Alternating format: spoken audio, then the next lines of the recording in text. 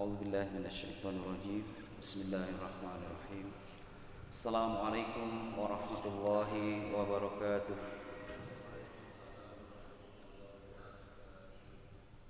الحمد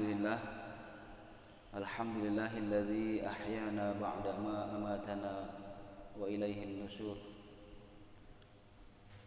والحمد لله الذي أرسل رسوله بالهدى ودين الحق ليظهره على الدين كله ولو كره الكافرون ولو كره المشركون أشهد أن لا إله إلا الله وحده لا شريك له وأشهد أن محمدا عبده ورسوله الذي لا نبي ولا رسول بعده. Kaum muslimin jamaah salat subuh Masjid Darussalam yang dirahmati oleh Allah Subhanahu wa taala.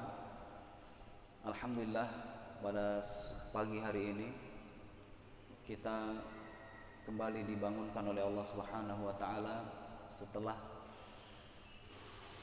mati kita yang sebentar,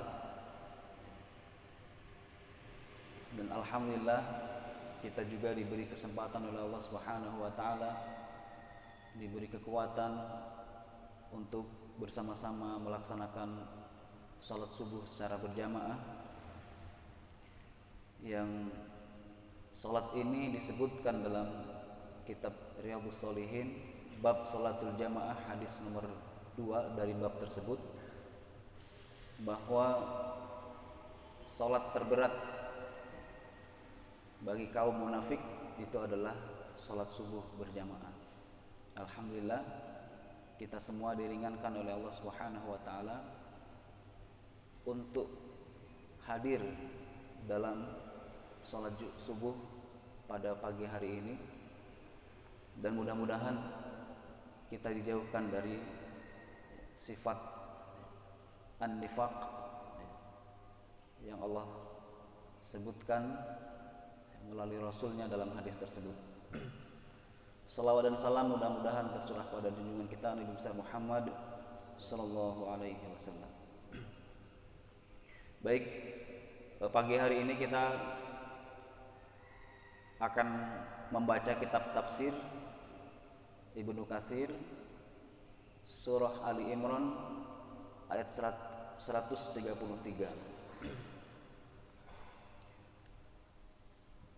A'udzu billahi minasy syaithanir rajim.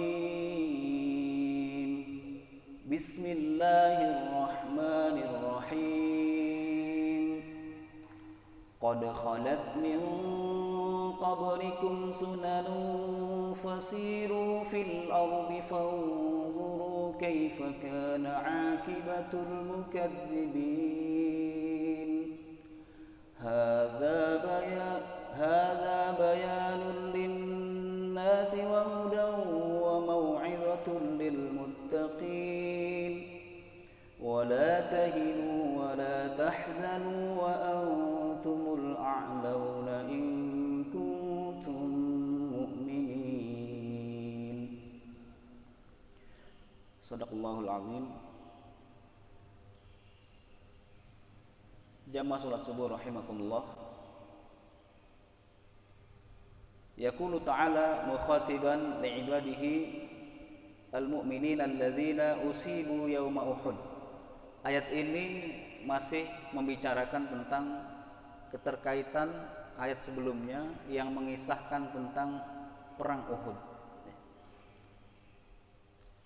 Yang sebagaimana kita tahu bersama bahwa perang Uhud ini adalah perang kedua setelah hijrah, dan kaum muslimin waktu itu mengalami kekalahan sampai dengan 70 syuhada. Ada 70 kaum muslimin yang syahid dalam peperangan tersebut. Wa qutila minhum sab'un, terbunuh para sahabat menjadi syahid pada perang itu sab'un, 70 orang. Qad khalat min qablikum sunan, yaitu sunan itu adalah sungguh telah berlalu sebelum kalian. Sunan itu jamak dari sunnah. sunnatun sunnatani sunnanun, atau sunnatullah yang telah terjadi pada umat-umat Nabi sebelumnya. Di sini dijelaskan ai qad jara nahwa hadza 'alal umam allazi kanu man qablikum min atba'il anbiya summa kanatil aqibatu lahum wa da'iratu 'alal kafirin. Yakni telah berlalu yang seperti ini di kalangan umat-umat sebelum kalian. Artinya kemenangan, kekalahan itu digulirkan oleh Allah, ya. Yaitu mereka yang para pengikut para nabi, tetapi pada akhirnya kaum muslimin yang berpegang teguh dengan kebenaran, mereka mendapatkan kemenangan.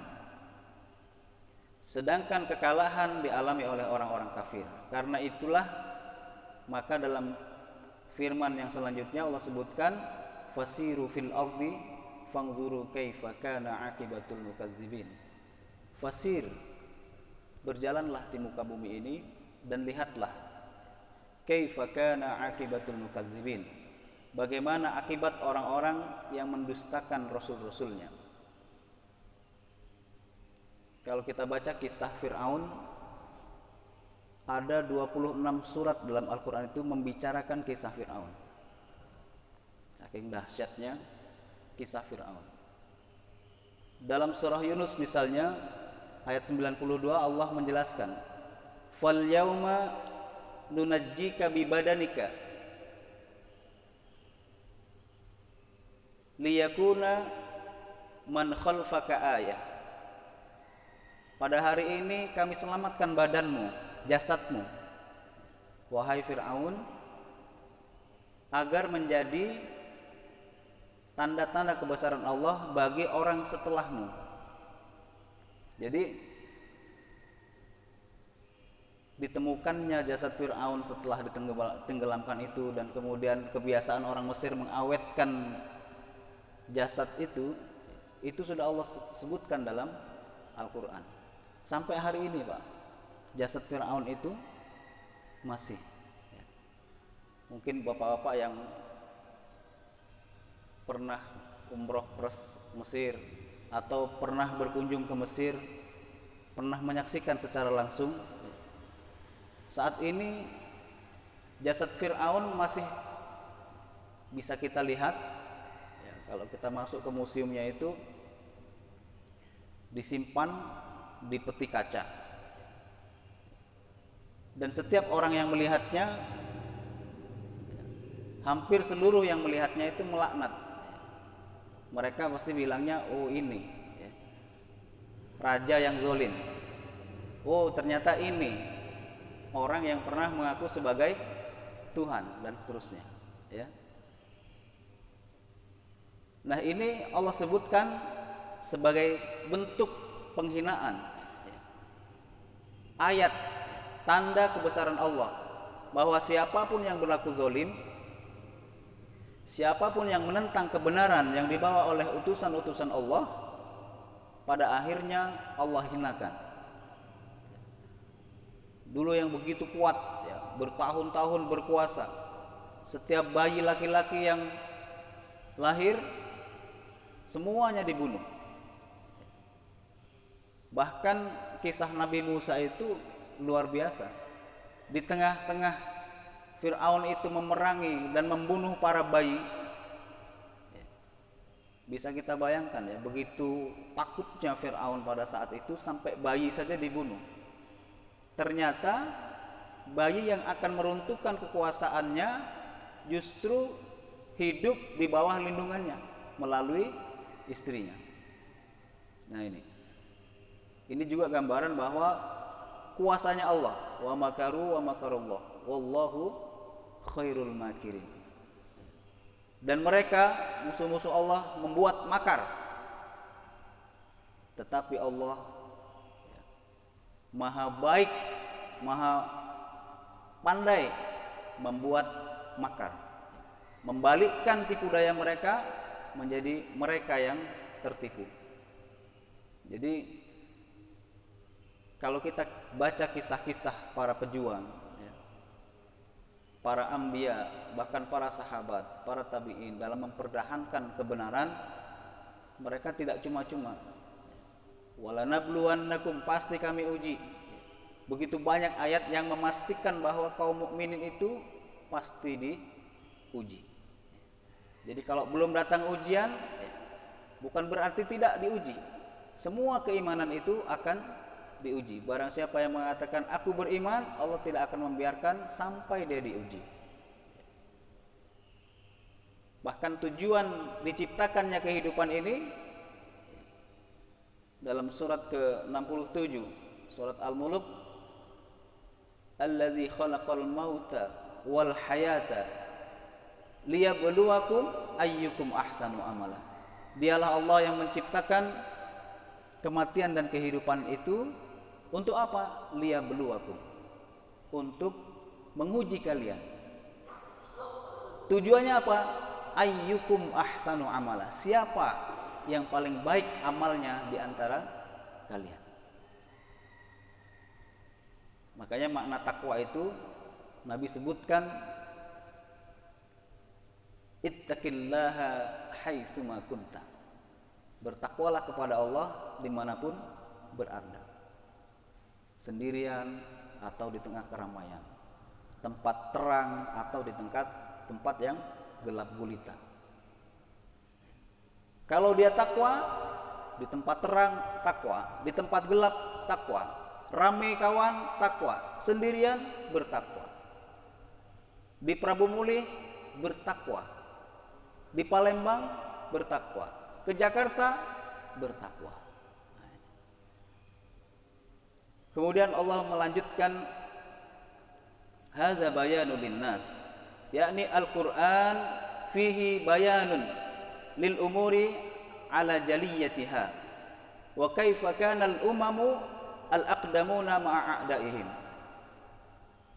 Allah menjelaskan Al-Quran ini adalah penerang bagi seluruh manusia, yaitu yang di dalam Al-Quran ini terkandung penjelasan semua perkara secara gamblang perihal apa yang dialami oleh umat-umat terdahulu bersama musuh-musuh mereka.